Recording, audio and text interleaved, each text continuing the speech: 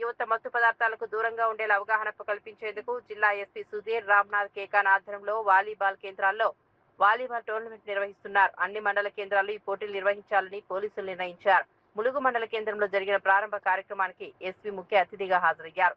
యువత చదువు, క్రీడల్లో ముందుండాలని ఆకాంక్షించారు. మత్తు మాదక ద్రవ్యాల వల్ల యువత భవిష్యత్తు నాశనమవుతుందని హెచ్చరించారు. రోడ్డు భద్రతా నియమాలపై కూడా అవగాహన కల్పించారు. జిల్లా పోలీసులు ప్రజలతో మమేకమై అనేక చైతన్య కార్యక్రమాలు నిర్వహిస్తున్నారని అధికారులు తెలిపారు. క్రీడల ద్వారా శారీరక, మానసిక దృఢత్వం పెంపొందించుకోవాలని యువతకు సూచించారు. జాతర అయిపోయిన తర్వాత మనకు ఈ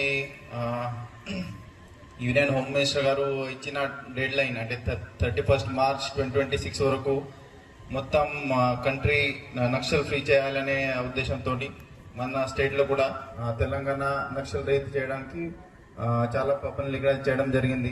సో మన ములుగు జిల్లా ప్లస్ తెలంగాణ రాష్ట్రం కూడా ఇప్పుడు నక్సల్ రహిత చేయడం జరిగింది. అది అయిపోయిన తర్వాత యూత్ పిల్లల కోసం మనం ఏదో ఒకటి చేయాలి ఆ ఉద్దేశంతో ఈ మధ్యలో మన గౌరవనీయులు రాష్ట్ర ముఖ్యమంత్రి గారి చేతితోని గిరి దర్శక్ అనే ప్రోగ్రాం కూడా మేము లాంచ్ చేయడం జరిగింది. దీంతో పాటు ఇప్పుడు త్వరలోనే కొన్ని స్పోర్ట్స్ మీట్ పెట్టాలి, తర్వాత జాబ్ మేళా పెట్టాలి పిల్లల కోసం, అంటే వాళ్ళకి కెపాసిటీ బిల్డింగ్ కోసం, ప్లస్ రెసిడెన్షియల్ ట్రైనింగ్ ప్రోగ్రామ్ కూడా కండక్ట్ చేయాలి. అట్లా డిఫరెంట్ ప్రోగ్రామ్స్ మేము ప్లాన్ చేస్తున్నాం. ప్లాన్తోనే ఈ వాలీబాల్ టోర్నమెంట్ పెట్టడం జరిగింది.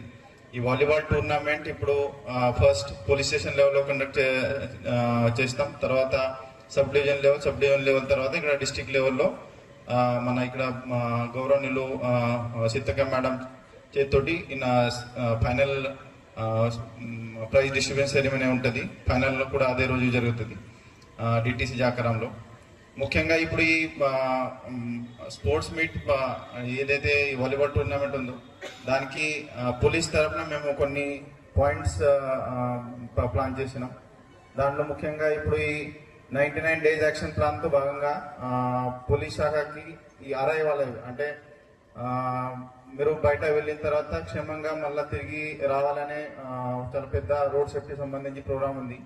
దాంట్లో కొన్ని పాయింట్స్ ముఖ్యంగా మీరు హెల్మెట్ ప్రతి ఒక్కరు పెట్టుకోవాలి. ఇప్పుడు మీ దగ్గర ఇక్కడ ఉన్న ఎంతమంది దగ్గర 2 వీలర్స్ ఉన్నాయి? ఒకసారి చేయలేపండి. 2 వీలర్స్ ఉన్నాయా?